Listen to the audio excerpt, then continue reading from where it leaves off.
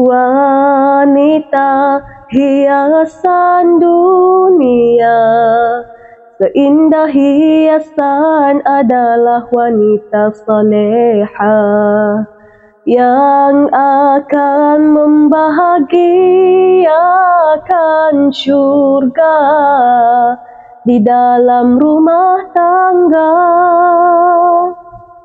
Hari ini, susah nak jumpa wanita yang jaga maruahnya. Bukan sebab mereka ni jahat, tapi sebab dunia dah buat ramai terlupa nilai sebenar seorang wanita.